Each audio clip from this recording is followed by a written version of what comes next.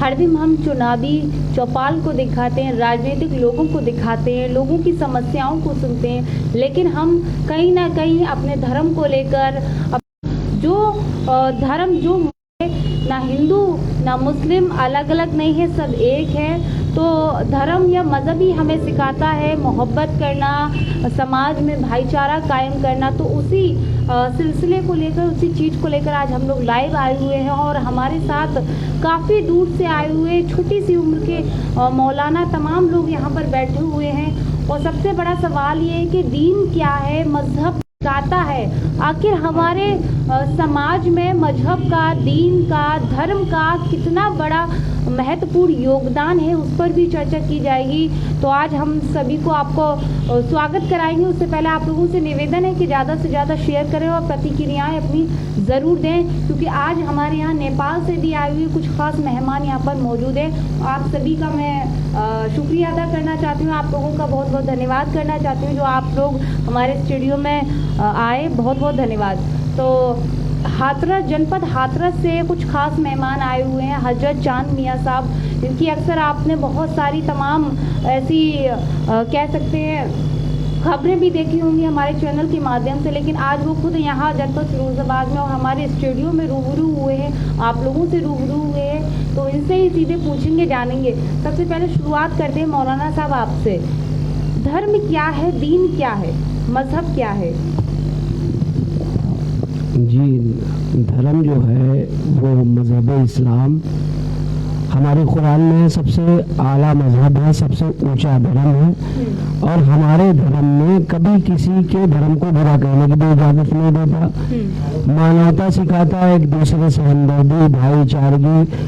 और धर्म कभी आपस में लड़ना नहीं सिखाता, बल्कि अल्लामा अब्दुल कलाम ने भी बहुत पहले, अल्लामा इकबाल ने बहुत पहले ही हिंदुस्तान के तराने में लिखा था, मजहब नहीं सिखाता आपस में बैर रखना, हिंदू है हम, वतन है हिंदुस्तान हमारा, सारे जहां से अच्छा हिंदुस्तान हमारा।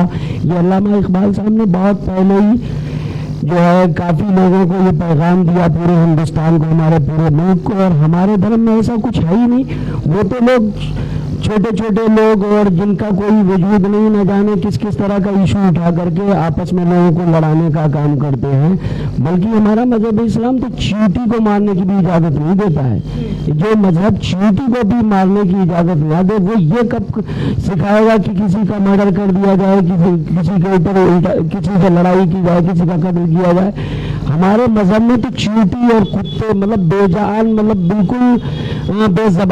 हनीफुल कादरी जिला लखीमपुर खीरी में हुजूर सरकार चांद मियाँ साहिब किबला जो रायपुर बधेरा मदरसा गुलशन बरकत के बानी हैं, वो भी तशरीफ फरमा। और मेरे साथ में नेपाल से आए हुए, नेपाल बॉर्डर से कारी जान मोहम्मद बरकाती और तौहीद रज़ा अजहरी, हाफिज बिलाल, रज़ा बिलाली, ये लोग भी तशरीफ फरमा हैं। और हमारे मज़हब में कभी भी ऐसा नहीं सिखाया कि किसी के ऊपर जो है बिला वजह किसी को सताया जाए।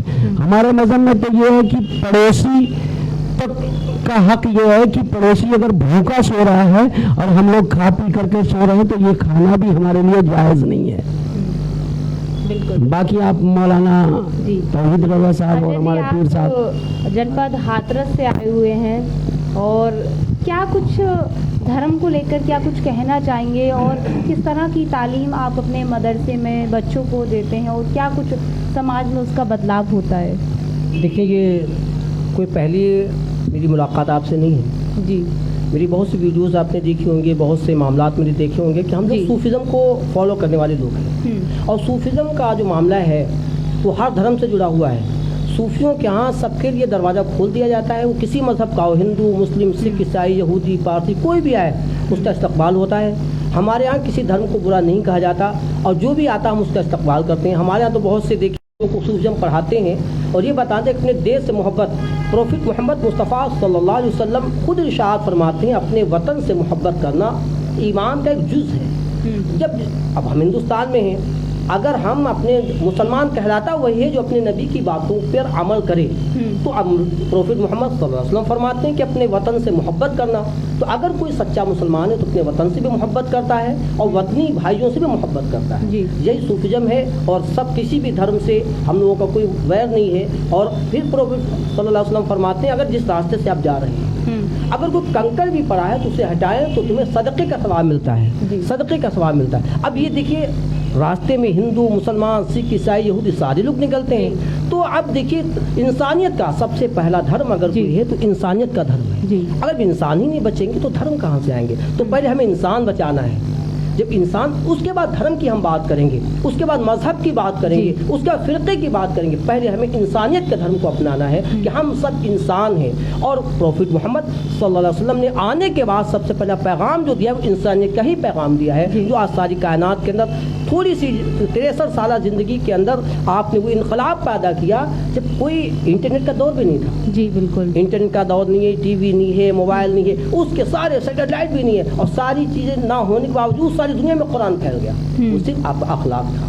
तो हम सूफिज्म के यहाँ, हमारे यहाँ सूफियों के यहाँ अखलाक का पैगाम दिया जाता है कि हम जिससे भी मिलें अखलाक के साथ मिलें, प्यार के साथ मिलें, उसे प्यार का जो है हम तोहफा देते हैं और उसको अच्छी बातें बताने का, यही हमारे मदरसे में तालीम होती है कि हम एक दूसरे के हुकूक को समझ सकें। अब वो हमारे वतन का, हम देखिए हम सऊदी हम जब जाते हैं तो सऊदी में हर मुल्क के लोग होते हैं, हज के मौके पर तरह तरह के लोग होते हैं, अपने अपने झंडे। लेकिन वहाँ क्या होता है, हम ये नहीं देखते कि वहाँ तिरंगा अगर नज़र आ जाए वो कहाँ कर्नाटक का है या कहाँ का है या यूपी का है या फिरोजाबाद, जहाँ जहाँ के लोग होते हैं, सिर्फ वहाँ अच्छा ये लगता है कि हमारा तिरंगा नज़र आता है तो हम दौड़ के उसके फिर हमारे इंडियन भाई नज़र आ रहा है। तो वहाँ ये महसूस होता है, लगता ही नहीं है कि कौन कैसा है। कोई भाषाएं हमारी देश की अलग हो सकती हैं, जब तिरंगा देखते हैं तो फिर हम सब की नज़र उस तिरंगे पे होती है कि हम सब एक, उसके लिए हम जान भी दे सकते हैं। अपने वतन की मोहब्बत हमारे लिए ईमान का जुज़ रखता है। यही हमारे यहाँ तालीम दी जाती है। और हम सारे देश को आपके चैनल के माध्यम से बताना चाहते हैं कि मुसलमान, अगर कोई कहता आतंकवादी,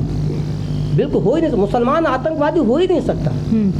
जिस मजहब में ये कहा गया हो कि अब तुम नमाज के लिए जाओ तो जो वजू करो तो पानी ज़्यादा मत बहाओ। जब पानी बहाने की ज़्यादा इजाज़त नहीं है तो खून बहाने की इजाज़त कब होगी? फिर प्रोफेट मोहम्मद सल्लल्लाहु अलैहि वसल्लम फरमाते हैं, इंसानियत का आपको देखें कितना बड़ा पाठ पढ़ाया प्रोफेट। नेपाल से और भी उलमा आए हैं, लखीमपुर खीरी से आए हैं, ये एक पैगाम लेकर चले कि हमें लोगों से बुराइयों को दूर करना है और एक दूसरे को मोहब्बत का पैगाम देना है। आज इसी फिरोजाबाद की धरती पे हम लोग का एक प्रोग्राम है, वहाँ भी हमें शामिल होना है और तमाम इस कौमें हिंद को, हिंदुस्तान के रहने वालों को, अपने देशवासियों को यही पैगाम देना है कि हम सब मोहब्बत के साथ रहें, एकता के साथ रहें। जब हम एक रहेंगे तभी हम दूसरे से मुकाबला कर सकते हैं, वरना हम आपस में लड़ भिड़ के अपने देश में बर्बादी पैदा कर देंगे और दूसरे के देश के लोग हम पे हावी हो जाएंगे। बिल्कुल, बहुत अच्छी जानकारी दी है हजरत जी ने। आप लोग भी, उम्र कम है लेकिन ज्ञान आप लोगों को बहुत ज़्यादा है, बहुत नेपाल से भी आए, आप लोग बाहर से आए, किस तरह का ज्ञान आप लोग समाज में देते हैं? देखिए, मैं नेपाल के बॉर्डर के करीब पलिया कला में रहता हूँ। जी जी। और अल्हम्दुलिल्लाह ये हजरत ने आपको बताया, चांदनी साहब ने, जी, पूरे मुल्क हिंदुस्तान का हम लोग सभी लोग दौरा करते हैं। हम लोगों के यहाँ महफिलें हम लोग सजाते हैं, तो वहाँ से हम यही पैगाम देते हैं कि हिंदुस्तान में अमन शांति बनी रहे। कभी हिंदुस्तान में जैसे भाईचारा बना रहे जिस तरीके से अभी तक बना हुआ आया हुआ है। और हमारे नबी ने फरमाया, जिस मुल्क में रहो उस मुल्क से मोहब्बत करो, ये ईमान की निशानी है। अगर हमें वज़ू करने के लिए पानी नहीं मिलता है तो हम इसी मिट्टी से वज़ू भी कर लेते हैं। पर हम हिंदुस्तान के मुसलमानों को, हिंदुस्तान में रहने वालों को यही पैगाम देते हैं कि हिंदुस्तान में रहें और अमन शांति बनाए रखें, क्योंकि ये हिंदुस्तान है, ये सबका मुल्क है, ये भारत है, ये ख्वाजा की देन है कि भारत जिंदा है आज। बस यही हम पैगाम देना चाहते हैं। क्या कुछ आप पैगाम देना चाहेंगे, कुछ कहना चाहेंगे? अस्सलाम वालेकुम वरहमतुल्लाहि वबरकातुहू। पैगाम ये देना चाहूँगा कि हमारा रब अल्लाह तबारक व तआला ने कुरान मजीद में इरशाद फरमाया कि मेरे नज़दीक सबसे ज़्यादा जो पाक मज़हब है, सबसे ज़्यादा जो मेरे करीब है वो मज़हब इस्लाम है। जी। और इस मज़हब में जैसा कि बताया गया आपको कि पानी बहाने की इजाज़त नहीं है, और तो हम लोग कैसे बहाएंगे, लोग आतंकवादी बताते हैं और तरह तरह की अफवाहें फैलाते हैं। तो बस इसी के साथ, जैसे कि अल्लामा इकबाल भी लिख गया कि हिंदी है हम, वतन है हिंदुस्तान हमारा। और मेरे आका सल्लल्लाहु अलैहि वसल्लम इरशाद फरमाते हैं कि मुझे हिंदुस्तान से बहुत मोहब्बत थी। जी। तो बताते थे कि मुझे जो है हिंदुस्तान से अपने गुलामों की खुशबू आती है। तो मैं जानता बरकाती आपको इस चैनल के ज़रिए से मैं पैगाम देना चाहूँगा कि जिस तरीके से हमारे नबी ने हमें जो रास्ते बताए हैं आपस में खुलूस मोहब्बत के साथ दूसरों से अदब बड़ों के साथ अदब से पेश आने के लिए और उसी पर हम लोग अमल करें ताकि हमारी दुनिया भी संवर जाए और आखिरत भी संवर जाए। अस्सलाम वालेकुम। बिल्कुल।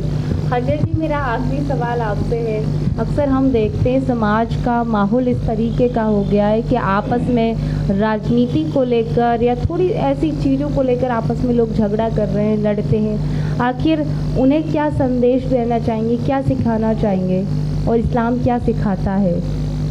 देखें, रहा राजनीति का मामला तो हम लोग राजनीति के मुतालिक तो ज़्यादा कुछ जानते नहीं है, लेकिन हम यही समझाएंगे आवाम को कि देखिए ये हम हिंदुस्तान में हैं और अपने वोट देने का हमें अधिकार हमारा जो है संविधान हमें देता है जी। तो संविधान ने हमें अपना अधिकार दिया है, तो हम जिसको बेहतर समझते हैं अपने नज़दीक, ये हमें लगता है कि जो हमारा बेहतर है, जो हमारा बेहतर लीडर हो, हमारा रहनुमा हो, हमारे लिए भलाई कर सके, हमारे देश के लिए भलाई कर सके, तो उसको हमें आगे बढ़ाना चाहिए, उसको वोट दे सकते हैं, कोई हर्ज नहीं। लेकिन आपस में झगड़ा करना, देश में जो है नया इंतसार पैदा करना, आपस में खलफसार पैदा करना, ये बिल्कुल बेहतर नहीं है। ये हमारे और हमारे मुल्क के लिए नुकसान का जो है संदेश है। इसलिए बेहतर यही है कि आप जिसको बेहतर समझते हैं उसको आगे बढ़ाएं, क्योंकि हम लोग किसी पार्टी के लीडर तो हैं नहीं, ना किसी पार्टी से हमारा कोई ताल्लुक़ है। तो बेहतर यही है कि आप जिसको बेहतर समझते हैं उसको सपोर्ट करें। जो देश के इस्लाम इंसानियत पे ही है। आप देखें इस्लाम की तालीमात को खाने का ही तरीका ले, मिसाल के तौर में आपको जी जी, सिर्फ खाने का तरीका प्रोफेट मोहम्मद सल्लल्लाहु अलैहि वसल्लम इरशाद फरमाते हैं, तो खाने का इरादा करो तो अपने हाथों को धो लो। फिर फरमाते जो है खाने से पहले पानी पी लो।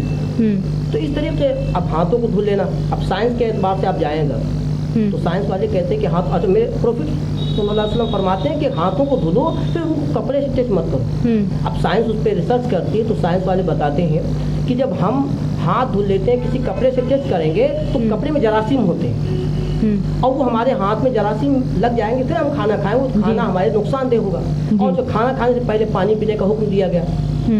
तो साइंस का मामला हो या जिस चीज़ का हो, प्रोफेट मोहम्मद सल्लल्लाहु अलैहि वसल्लम 1450 वर्ष पहले ही तमाम चीज़ों को हमको बताकर चले गए। तो इस्लाम यही तालीम देता है।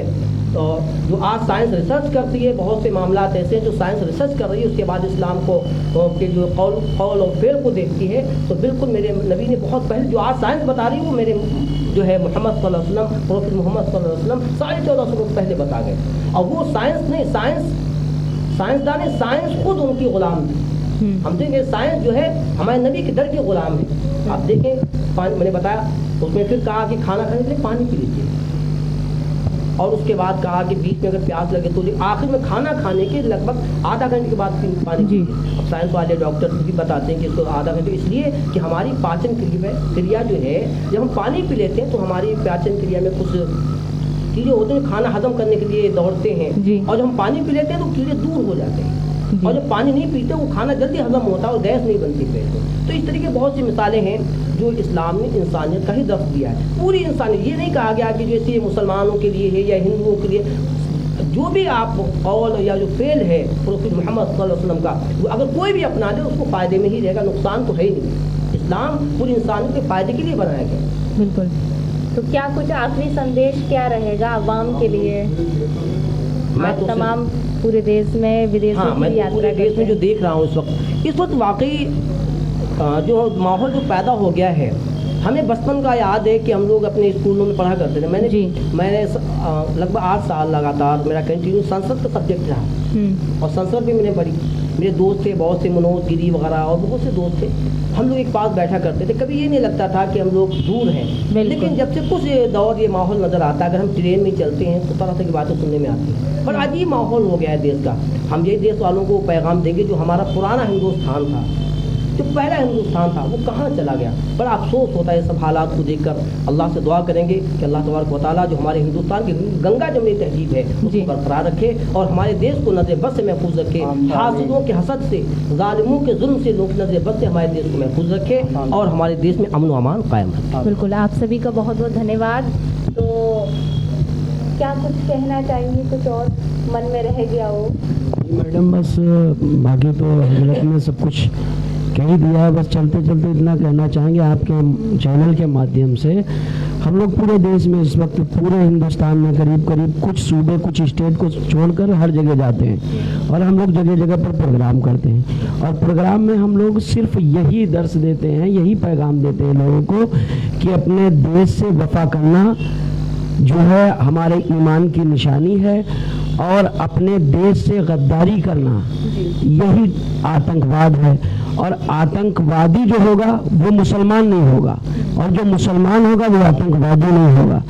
समझ रहे? बाकी मुसलमान के नाम पर बहुत कुछ होता है, लेकिन हकीकत में अगर उसकी रिसर्च करी जाए तो वो सारे मुसलमान नहीं होते। जितने भी आतंकवादी पकड़े जाते वो मुसलमान नहीं होते। ईमान वाला आतंकवाद नहीं, बल्कि हम लोग यही पैगाम देते हैं कि बुराइयों को ख़त्म करना है, अपने देश में अच्छाइयों को बढ़ाना है और अपना देश जो है खूबसूरत बनाना है। बिल्कुल, बस आप सभी का बहुत बहुत पुनः धन्यवाद। तो ये आपने देखा, कोई नेपाल से, कोई लखीमपुर खीरी से, कोई हाथरस से, यहाँ तमाम सम्मानित हजरत उलेमाए यहाँ पर आए हुए हैं और मैं इनका शुक्रिया अदा करना चाहती हूँ। और कहीं ना कहीं लोगों को भी ये कहना चाहती हूँ कि चाहे वो इस्लाम हो, चाहे वो हिंदू धर्म हो, आपस में नफ़रतों को, बैर को नहीं सिखाता है, हमेशा मोहब्बत भाईचारे को कायम रखने का ये संदेश देता है। तो इसी कड़ी में आज हमने यहाँ तमाम हजरत उलेमाओं से बातचीत की।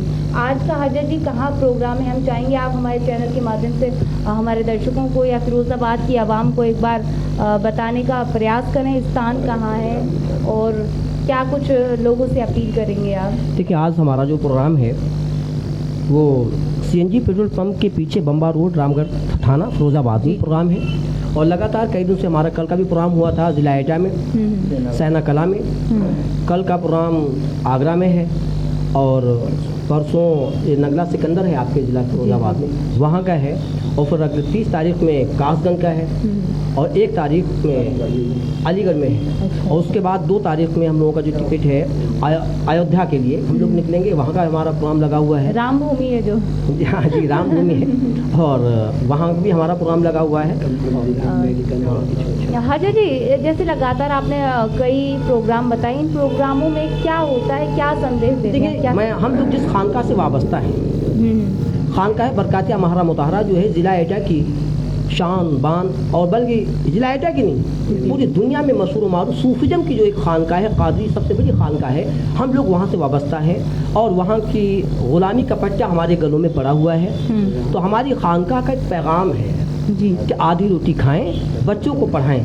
तो हम तालीम पे भी जोर देते हैं जगह जगह जाकर कि आप आधी रोटी तो खा लें जी, लेकिन बच्चों को जरूर पढ़ाएं। उसकी मिसाल सिर्फ कहने के लिए नहीं, हमारी खानका ने अलबरका जैसी यूनिवर्सिटी अलीगढ़ में तामीर करके दिखाई है। महरा पब्लिक स्कूल जैसा महर्रे के अंदर एक बड़ा इंग्लिश मीडियम स्कूल बना के दिखाया है, उसके साथ मदरसे भी बनाए गए हैं। तो हम यही तालीम लोगों को कहते हैं, उनसे अपील करते हैं, गुजारिश करते हैं कि अपने बच्चों को पढ़ाएं, अच्छी तालीम दें कि तालीम एक ऐसा हथियार है जिससे हम कामयाब हो सकते हैं। बिल्कुल, आपका बहुत बहुत धन्यवाद। तो बहुत हजरत जी के तमाम ऐसे कार्यक्रम जो है फिरोज़ाबाद में भी और अन्य जनपदों में भी हैं। बहुत अच्छी बात कही कि शिक्षा को, तालीम को लेकर वो संदेश देते हैं, लोगों को सिखाते हैं। तो इसी के लिए दीजिए इजाज़त तो और ऐसे ही फिर कई और प्रोग्रामों के साथ, कार्यक्रमों के साथ मैं हाजिर हूँ। देखते रहें RK TV। नमस्कार, आदाब।